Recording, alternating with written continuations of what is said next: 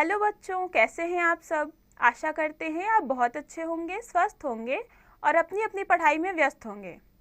बच्चों, मैं चिन्मया और हम साथ में व्याकरण पढ़ेंगे। व्याकरण में हम पढ़ेंगे भाषा, शब्द विचार, वर्ण विचार, संज्ञा, सर्वनाम, अलंकार, रस और भी बहुत कुछ पढ़ेंगे। तो चलिए बच्चों, हम पढ़ते हैं।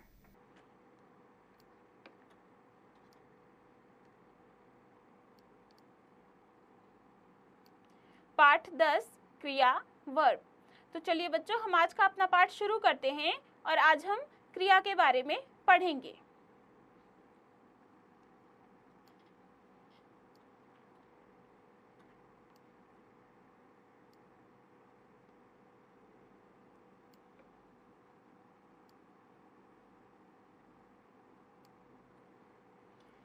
क्रिया, जब कोई पद किसी काम के करने या होने का बोध कराता है तो उसे क्रिया कहते हैं। जैसे लड़के मैदान में जा रहे हैं, सतीश किताब पढ़ रहा है, मजदूर फैक्ट्री में काम कर रहा है। इन वाक्यों में जा रहे हैं, पढ़ रहा है, काम कर रहा है आदि शब्द क्रिया है, क्योंकि इनसे काम करने का ज्ञान होता है। इस प्रकार क्रिया की दो विशेषताएं हैं।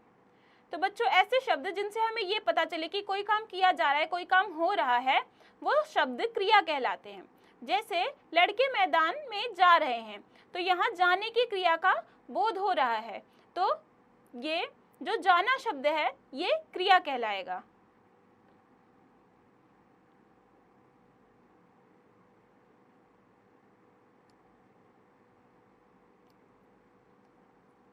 दो विशेषताएं, क जिनमें किसी काम का करना पाया जाए, ख जिनमें किसी कार्य का होना पाया जाए। तो ये दो विशेषताएं पाई जाती हैं। धातु, क्रिया का मूल रूप धातु कहलाता है। क्रिया के सभी रूप धातु से बनते हैं। साधारणतया क्रिया का उल्लेख धातु में ना लगाकर किया जाता है। जैसे लिखना लिख धातु, फिसलना फिसल, चढ़ना चढ़, उठना उठ, पढ़ना पढ़, बैठना बैठ, गाना गा, चाहना चाह, पीना पी, जाना जा, आना आ, सोचना सोच, चलना चल, बुलाना बुला, देखना देख, खाना खा। तो बच्चों, आगे है धातु। क्रिया का जो मूल रूप होता है उसे धातु कहते हैं और सभी क्रिया जो रूप बनते हैं वो धातु से ही बनते हैं। क्रिया में धातु में ना लगाकर क्रिया रूप बनाए जाते हैं। जैसे लिखना में लिख धातु है और उसमें ना लगाकर लिखना क्रिया रूप बनाया गया है।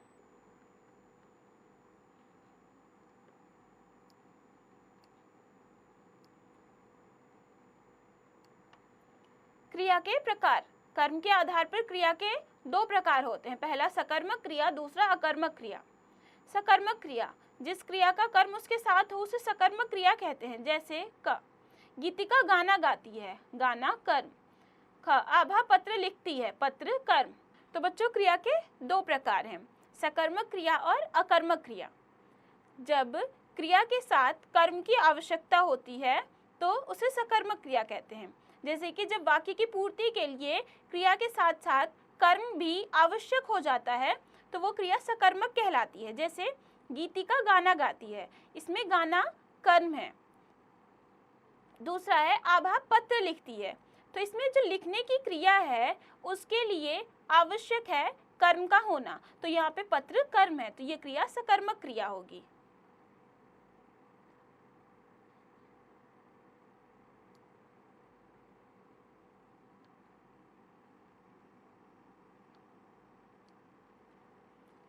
इन वाक्यों में गाना पत्र कर्म है। कर्म के बिना लिखा गया वाक्य कुछ जिज्ञासु रह जाएगा। क, गीतिका गाती है, गीतिका क्या गाती है, गाना। ख, आभा लिखती है, आभा क्या लिखती है, पत्र। ग, प्रभा देखती है, प्रभा क्या देखती है, तमाशा। सकर्मक क्रिया की पहचान यह है कि क्रिया के पहले क्या प्रश्न लगाकर प्रश्न का उत्तर अवश्य मिलता है। दूसरा है अकर्मक क्रिया, जिन वाक्यों में कर्म नहीं होता और क्रिया का प्रभाव का फल कर्ता पर पड़ता है उसे अकर्मक क्रिया कहते हैं। जैसे उठना, रोना, सोना, गिरना, मरना आदि। रमन सोता है, यहाँ सोने की क्रिया का प्रभाव सीधे कर्ता रमन पर पड़ता है। अकर्मक क्रिया की पहचान यह है कि क्रिया के पहले क्या लगाने से इसका कोई उत्तर नहीं मिलता। सकर्मक क्रिया के प्रकार, सकर्मक क्रिया के भी दो प्रकार होते हैं, एक कर्मक द्विकर्मक। तो बच्चों, सकर्मक क्रिया की पहचान ये होती है कि क्रिया के पहले अगर हम क्या लगाकर प्रश्न करते हैं तो अगर वो उत्तर देता है तो वो सकर्मक क्रिया होती है। दूसरा है अकर्मक क्रिया। अकर्मक क्रिया में कर्म नहीं होता है और क्रिया का प्रभाव सीधे कर्ता पे पड़ता है, जैसे कि वह सोता है तो सोने की क्रिया जो है उसका प्रभाव सीधे कर्ता पे पड़ रहा है। इसमें अगर क्या लगाकर प्रश्न किया जाए तो उसका कोई उत्तर नहीं निकलता है, तो ऐसी क्रियाएं अकर्मक क्रिया कहलाती हैं। सकर्मक क्रिया के भी दो भेद हैं, एक कर्मक और द्विकर्मक।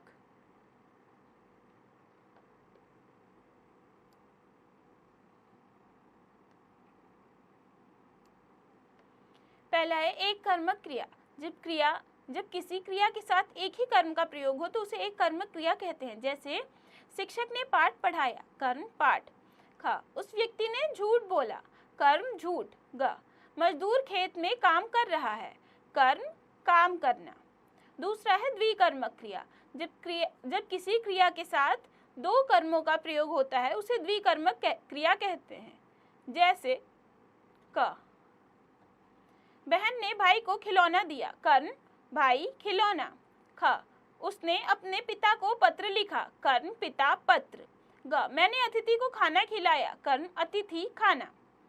अपूर्ण अकर्मक क्रिया। कुछ अकर्मक क्रियाएं ऐसी होती हैं जो केवल कर्ता के साथ रहने पर पूरा अर्थ नहीं देती हैं। ऐसे वाक्यों के अर्थ को पूरा करने के लिए किसी शब्द की आवश्यकता होती है, ऐसे शब्दों को पूरक शब्द कहते हैं। ऐसे वाक्य की क्रिया अपूर्ण अकर्मक क्रिया कहलाती है। तो एक कर्मक क्रिया, जब क्रिया के साथ एक ही कर्म का प्रयोग हो तो वहां एक कर्मक क्रिया होती है। जैसे उस व्यक्ति ने झूठ बोला तो यहाँ कर्म है झूठ। दूसरा है द्विकर्मक क्रिया। तो जब क्रिया के साथ दो कर्मों का प्रयोग किया जाता है तो वो वाक्य द्विकर्मक क्रिया के वाक्य होते हैं। जैसे उसने अपने पिता को पत्र लिखा, तो यहाँ जो लिखना क्रिया है उसका कर्म है पत्र और पिता दोनों, तो यहाँ पे दो कर्म हुए हैं, पिता और पत्र। आगे है अपूर्ण अकर्मक क्रिया। कुछ अकर्मक क्रियाएं ऐसी होती हैं जिनका प्रभाव कर्ता पे पड़ता तो है लेकिन उनका अर्थ जो होता है वो स्पष्ट नहीं होता है। उसमें अर्थ को स्पष्ट करने के लिए कुछ वाक्य या कुछ शब्द जोड़ने पड़ते हैं, ऐसे शब्द पूरक कहलाते हैं और ऐसे वाक्य अपूर्ण अकर्मक क्रिया वाक्य कहलाते हैं।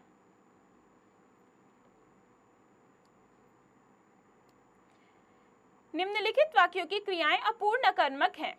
शेखर वकील बन गया, पूरक वकील। का, कौशिक डॉक्टर है, पूरक डॉक्टर। ग, तुम अच्छी हो, पूरक अच्छी। घ, पूजा चतुर लगती है, पूरक चतुर। सहायक क्रिया। निम्न वाक्यों को पढ़िए। अब मैं भी चलता हूँ। ख, वे रेडियो सुन रहे हैं। ग, आप उस समय सोए हुए थे। घ, मैंने कल खाना खाया था। इन वाक्यों में क्रमशः चलता, सुनता, सोना एवं खाना मुख्य क्रियाएं हैं। परिभाषा। जो क्रिया मुख्य क्रिया के अर्थ को पूरा करने में सहायता प्रदान करती है उसे सहायक क्रिया कहते हैं। तो अपूर्ण अकर्मक क्रिया के उदाहरण हमने पढ़े, जैसे कि शेखर वकील बन गया है, इसमें बन गया है तो क्या बन गया है, वकील। यहाँ वकील जो है ये पूरक है, सहायक है वाक्य के अर्थ की पूर्ति में, और ये जो शब्द है ये वाक्य जो हैं ये अपूर्ण अकर्मक क्रिया के वाक्य हैं। दूसरा है सहायक क्रिया। तो क्रिया का जो मुख्य क्रिया होती है उसके अर्थ को पूरा करने के लिए जो सहायता प्रदान करती हैं उन्हें सहायक क्रिया कहते हैं। जैसे अब मैं भी चलता हूँ, वे रेडियो सुन रहे हैं। तो यहाँ पे जो मुख्य क्रियाएं हैं, चलना, सुनना, ये मुख्य क्रियाएं हैं और इनके जो पूरक हैं, इनके जो अर्थ को पूरा करने में सहायक हैं, वो सहायक क्रिया कहलाती है।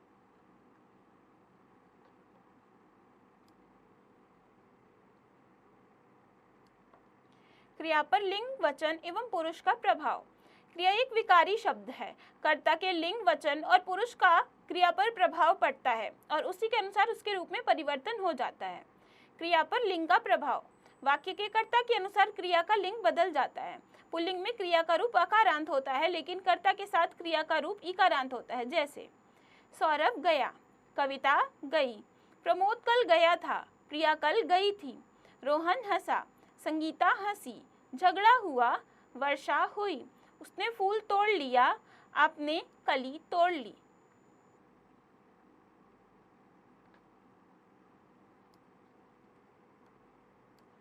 क्रिया पर वचन का प्रभाव। वाक्य में कर्ता के अनुसार क्रिया वचन बदल जाता है। क्रिया एक वचन कर्ता के साथ एक वचन और बहुवचन कर्ता के साथ बहुवचन हो जाती है। जैसे यह गया, वे गए, लड़की आ गई, लड़कियां आ गईं, वह जाग रहा है, वे लोग जाग रहे हैं, वह कमरे में था, वे कमरे में थे, वह आया, वे आए।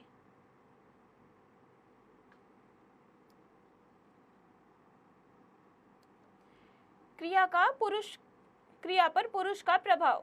सकर्मक क्रिया के अकारांत रूपों पर पुरुष का प्रभाव नगण्य होता है, लेकिन अन्य रूप बदल जाते हैं। जैसे उत्तम पुरुष, मैं हंसता हूँ, हम जाएंगे। मध्यम पुरुष, तुम हंसते हो, तुम जाओगे। अन्य पुरुष, वह हंसता है, वे जाएंगे। प्रयोग की दृष्टि से क्रिया के भेद। प्रयोग की दृष्टि से क्रिया के निम्नलिखित 5 भेद होते हैं। क प्रेरणार्थक क्रिया, ख संयुक्त क्रिया, ग नाम धातु क्रिया, घ पूर्णकालिक क्रिया, अंग कृदंत क्रिया। इन समस्त क्रियाओं को अगली कक्षा में अध्ययन करेंगे। धातु तथा नाम धातु में अंतर। धातु शब्द में क्रिया का अंश स्पष्ट होता है, जैसे खेल खेलना, हंसना, हंस हंसना, लिख लिखना से। नाम धातु में संज्ञा, सर्वनाम, विशेषण आदि शब्दों को लेकर आ प्रत्यय लगाया जाता है, जैसे अपना, अपनाना, हाथ, हाथ, हथियाना, गर्म, गरमाना, बात, बतियाना आदि। तो बच्चों, प्रयोग की दृष्टि से क्रिया के 5 भेद है। प्रेरणार्थक क्रिया, संयुक्त क्रिया, नाम धातु क्रिया, पूर्णकालिक क्रिया और कृदंत क्रिया। उसके बाद नाम धातु और धातु में अंतर बताया गया है। धातु में क्रिया का अंश स्पष्ट होता है, जैसे कि खेल से बना है खेलना, खेल उसमें धातु है।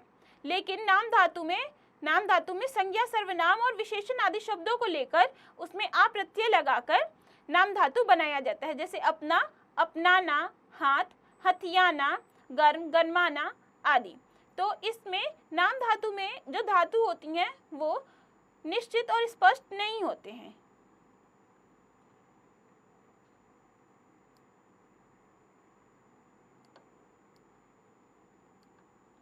अभ्यास। तो चलिए बच्चों, अब हम इस पाठ के अभ्यास को करते हैं। प्रश्नोत्तर। पहला प्रश्न है, निम्नलिखित वाक्यों में सही के सामने सही और गलत के सामने गलत का निशान लगाइए। क जब कोई पद किसी काम के करने या होने का बोध कराता है तो उसे क्रिया कहते हैं, ये सही है। ख क्रिया का मूल रूप धातु कहलाता है, क्रिया के सभी रूप धातु से बनते हैं, ये भी सही है। ग कर्म के आधार पर क्रिया के 4 प्रकार होते हैं, ये गलत है। घ जिन वाक्यों में कर्म नहीं होता है और क्रिया का प्रभाव का फल कर्ता पर नहीं पड़ता है उसे अकर्मक क्रिया कहते हैं, ये भी गलत है। अंग प्रयोग की दृष्टि से क्रिया के 5 भेद होते हैं, ये सही है।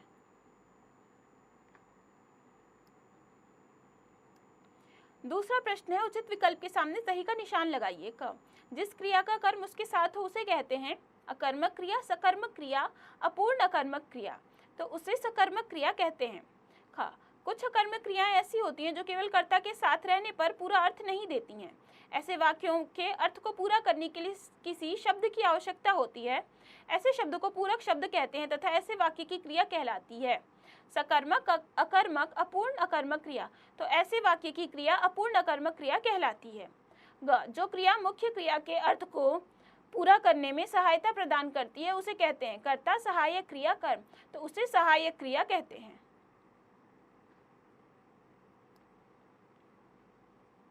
तीसरा प्रश्न है, निम्न वाक्यों में से अपूर्ण तथा पूरक छांट कर लिखिए। क सभी ने उसे मूर्ख बनाया, यहाँ अपूर्ण क्रिया है मूर्ख बनाया और पूरक है उसे। ख महात्मा गांधी ने देश को आज़ादी दिलाई, अपूर्ण क्रिया है आज़ादी दिलाई, पूरक है देश। ग सबने मिलकर ललित को कक्षा का मॉनिटर चुना, यहाँ पे अपूर्ण क्रिया है चुनना और पूरक है कक्षा का। घ देश ने मनमोहन सिंह को प्रधानमंत्री बनाया, यहाँ पे अपूर्ण क्रिया है बनाया और पूरक है मनमोहन सिंह।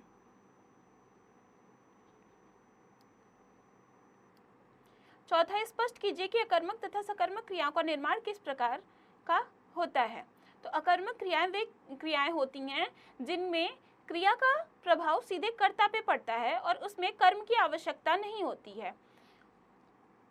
और ख है सकर्मक क्रिया। सकर्मक क्रिया में कर्म के बिना वाक्य अधूरा प्रतीत होता है और क्रिया की पूर्ति के लिए कर्म आवश्यक होता है।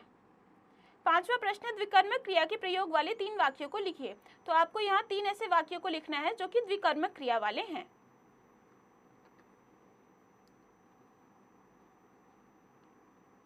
छठा प्रश्न है, नीचे दिए गए शब्दों के नाम धातु रूप लिखिए। क नरम, नरमाहट। ख शर्म, शर्माना। ग लाज, लजाना। झ झन, झन तो झनझनाहट। अंग है रंग तो रंगावट। छ साज, सजावट। छ है फिल्म तो फिल्माना। ज अपना, अपनाना।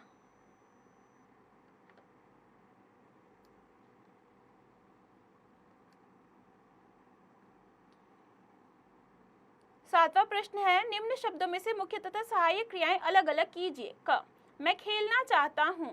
तो खेलना मुख्य क्रिया है और चाहना सहायक क्रिया है। ख वे टीवी पर मैच देख रहे हैं।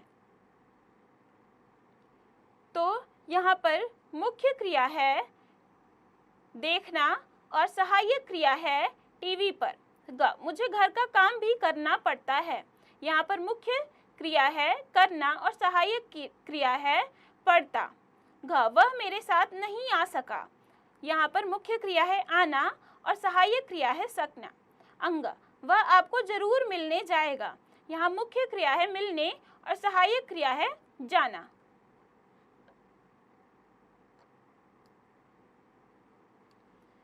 यहाँ प्रश्न है, प्रश्नों के उत्तर ध्यानपूर्वक दीजिए। तो बच्चों यहाँ प्रश्न दिए गए हैं जिनके उत्तर आपको पाठ पढ़ के खुद से देने हैं। क्रियाकलाप एक्टिविटी, आप जो सुबह से शाम तक क्रिया करते हैं उसे अपने नोटबुक में नोट कीजिए तथा बताइए कि वह क्रिया का कौन सा भेद है। तो ये आपको खुद से करना है। आओ अब कुछ और करें। नीचे दी गई तितलियों में सकर्मक और अकर्मक क्रिया के भेद अलग अलग लिखिए और उन्हें ध्यान से समझिए। सकर्मक क्रिया के 2 भेद हैं, एक कर्मक और दूसरा द्विकर्मक, और अकर्मक क्रिया के भेद हैं अपूर्ण अकर्मक क्रिया। आशा करते हैं कि आपको ये पाठ समझ आया होगा। तो बच्चों अब आप इस पाठ को खुद से पढ़िए, समझिए और इसके बचे हुए अभ्यास को खुद से कीजिए।